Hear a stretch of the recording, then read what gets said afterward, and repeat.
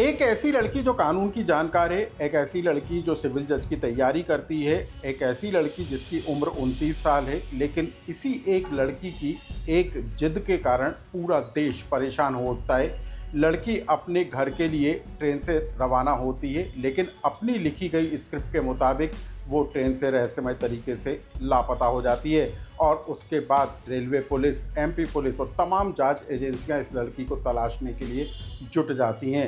Railway track से लेकर, धरती से लेकर, घने जंगलों से लेकर पाताल तक, नर्मदा नदी के घाटों तक इस लड़की को तलाशने के लिए अलग अलग जांच टीमें बनाई जाती हैं और उसके बाद सबसे बड़ा सर्चिंग अभियान चलाया जाता है।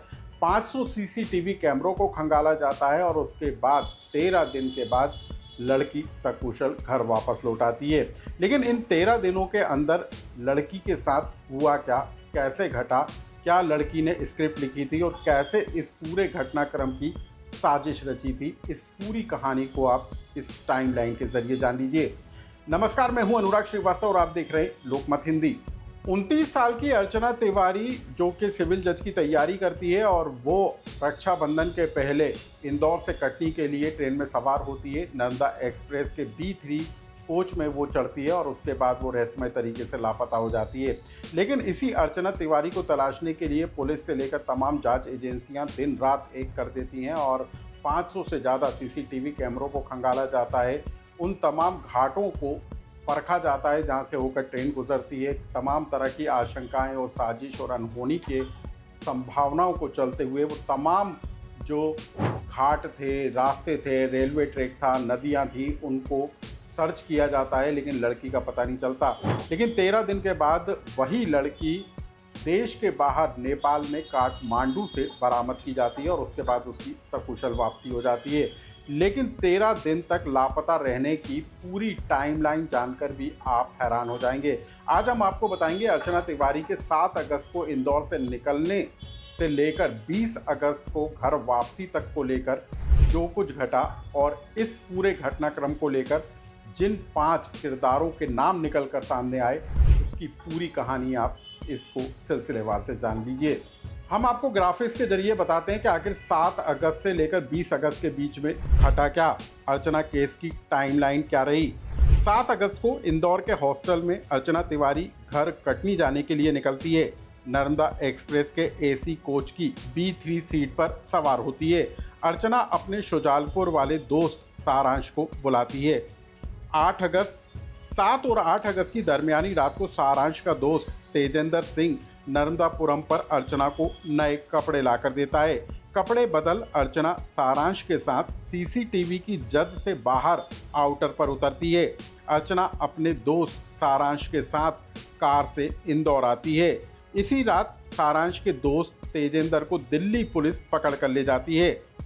10 अगस्त मीडिया में मुद्दा छाने के बाद अर्चना सारांश के साथ पहले बुरहानपुर और फिर बस से हैदराबाद के लिए रवाना होती है।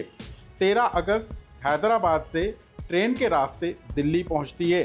14 अगस्त सारांश के साथ दिल्ली से नेपाल पहुंचती है और वहां अपना नाम सपना बताती है। 16 अगस्त सारांश अर्चना को काठमांडू में छोड़कर वापस लौट आता है। 18 अगस्त GRP सारांश को शुजालपुर के घर से पकड़ती है। अर्चना तिवारी से संपर्क होता है। अर्चना काठमांडू से यूपी के लखीमपुर खीरी पहुंचती है। 19 अगस्त GRP लखीमपुरी खीरी पहुंचकर अर्चना को बरामद करती है। 20 अगस्त GRP अर्चना को लेकर पहले दिल्ली और फिर भोपाल आती है। अर्चना को पूछताछ के बाद उनके परिजनों को सौंप दिया जाता है।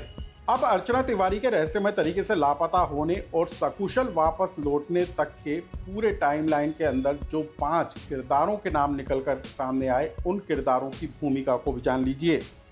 केस और उनकी भूमिका। अर्चना तिवारी लापता होने की स्क्रिप्ट लिखी, 13 दिन 4 राज्यों और नेपाल तक पहुंची, शादी के दबाव से नाराज थी। सारांश जोगचंद्र अर्चना का दोस्त, साजिश में बराबर हिस्सेदार, काठमांडू तक गया। तेजेंद्र सिंह सारांश का दोस्त, अर्चना को पिक कर इटारसी तक ले गया, पहचान छुपाने कपड़े दिए, दिल्ली पुलिस ने पकड़ा। राम तोमर अर्चना का ट्रेन में कटनी तक का टिकट करवाया, ग्वालियर में पुलिस आरक्षक के पद पर पदस्थ थे।